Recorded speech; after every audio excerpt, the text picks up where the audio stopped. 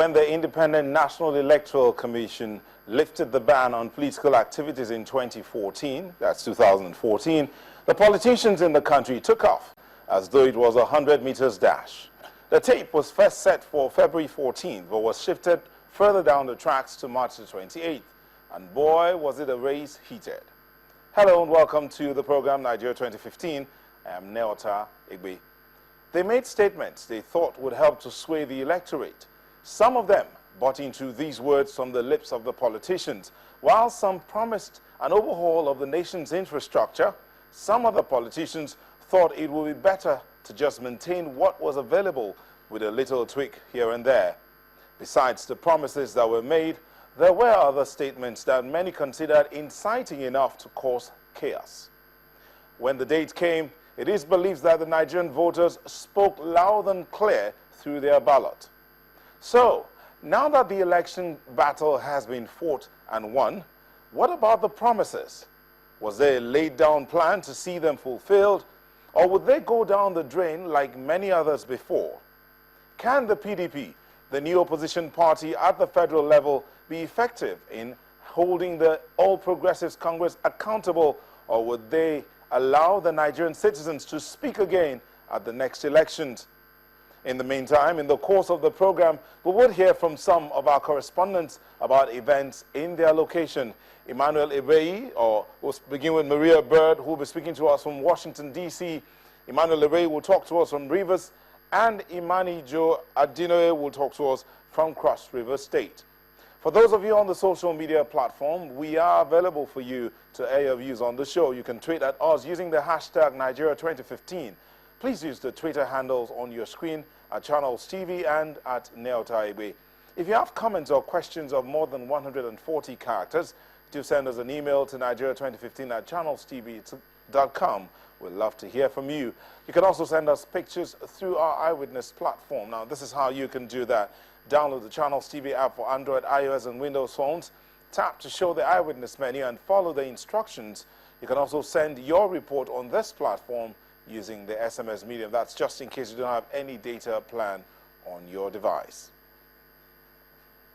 So, joining us tonight, Mr. Chima Naji is a legal practitioner and Channels TV's in-house analyst. Thank you for joining us.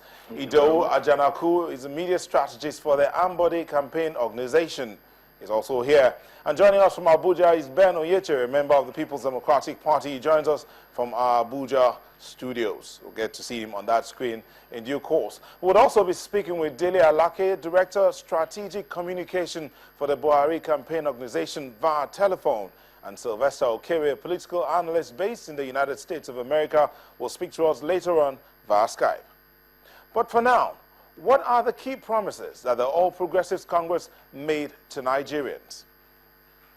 The president-elect said this, that Boko Haram will soon know the strength of our collective will. We should spare no effort until we defeat terrorism. That's talking about security. That's one of the promises the APC made to Nigerians. The next promise that they made is to fight corruption. And this is how he captioned it. Corruption will not be tolerated by this government. Another promise they made is job creation, employment of 20,000 young persons per state as an emergency relief, and then 720,000 jobs in the first year. That's according to the APC manifesto. These are the three major promises that they made. But then let's see, what is the job of the opposition now that the PDP is in the opposition? What is it that they're going to be doing? Let's see about that. The opposition's main role is to question the government of the day and hold them accountable to the public. The opposition is responsible in upholding the best interest of the people of the country. And finally, the opposition parties should intimate to the people in general that they would have solved the issue with better results if they were in power. Now, this is what many believe the APC was doing to the People's Democratic Party until now that they have stepped into the saddle. Come April or come May the 29th, they will be taking over the realms of authority in the country at the federal level. But be that as it may, let's just go over right now and see if we can speak to the Director Strategic Communications of the Buhari Campaign Organization, Mr. Dele Alake. Let's see if we can talk to him about the promises that they have made and what the plans are to see these promises fulfilled. Hello, Mr. Alaki, are you there? Yeah, good evening. Good evening, and thank you for joining us. One of the major promises that your party made to Nigerians, or let's look at the top 3 promises: security, corruption, and job creation. Let's begin with job creation. What are the plans to see the fulfillment of this promise?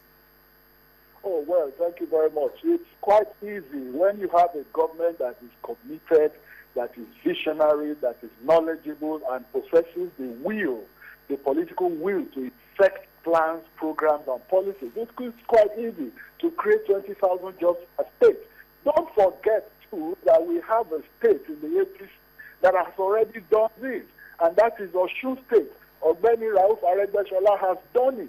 So it's not a ruse at all. It's not an esoteric rhetoric. It's something that has happened. It's pragmatic.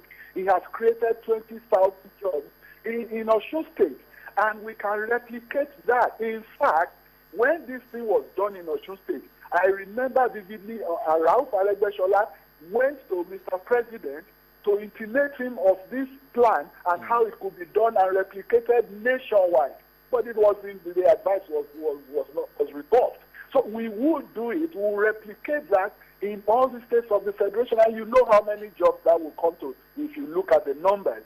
And there are spin-off effects. There are multiplier effects.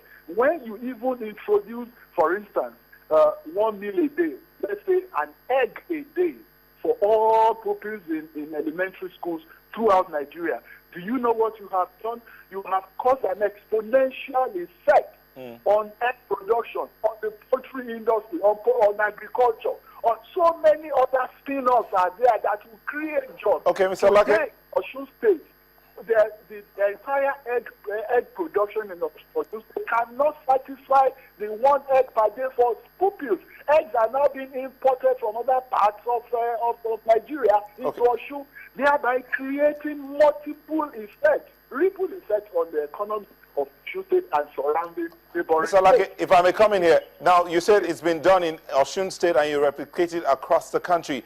But do you would you also be taking into cognizance the fact that the structure in Osun State may not be applicable to other states based on the conditions there and the terrain?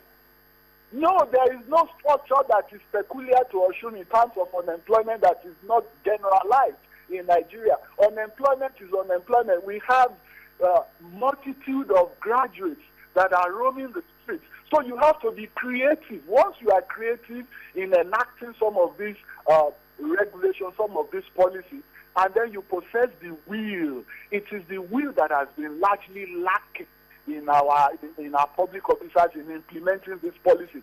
Nigeria has never been short of plans, programs, and policies. What we have lacked largely is the political will, and the APC possesses that political will to implement these programs. It's quite simple. Okay, let's see. Let's leave that of job creation because we're really running time here. But let's look at corruption. If you can give strategic plans, steps, like 1, 2, 3, this is how we're going to ensure that we fight corruption. How are you going to do this? Let me tell you, that again is very, very easy. Number 1, you must have the will. A leader, or even a chief executive, even a leader of a family, must lead by example. If you lead by example, you'll be sending the right symbols out to those around you, and it will percolate down the line. Everybody agrees in this country and even globally that General Muhammadu Buhari, the president-elect, is incorruptible. He abhors corruption. He's a strict disciplinarian. So all these symbols, all these attributes that he possesses will percolate round down the society. So that example, leading by example, will be enough to fight corruption in the country?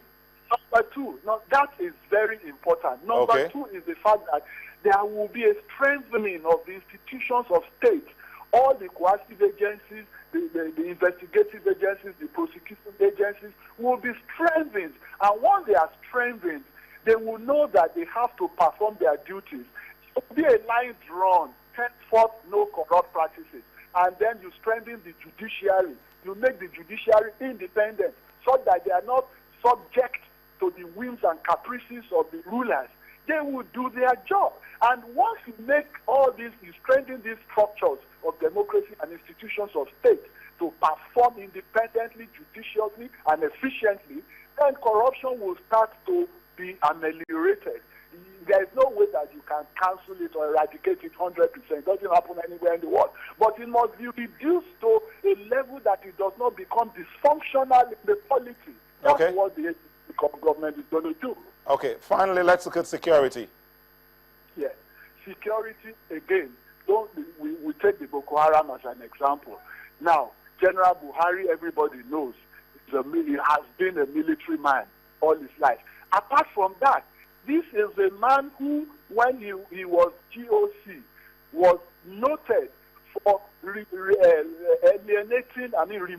the insurgency that crept into the northeastern part of Nigeria at that time. This was during the Shagari regime. In fact, he not only removed them, he pursued them outside the borders of Nigeria and created a buffer for them. So what you need essentially is to imbue discipline and confidence into the military and then equip them very effectively and provide the symbolic leadership that is paramount.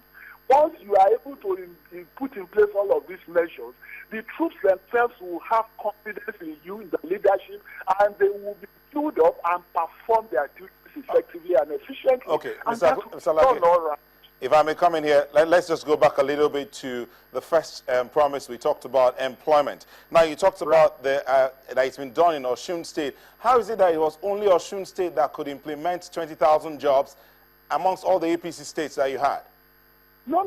All the other states have created jobs in so many ways. I just used the Osun example because it's the most popular. Osun State has received accolades globally on that OES job creation exercise. It is also believed that they are not paid the 5,000 naira that is supposed to be paid as and when due. Is that true?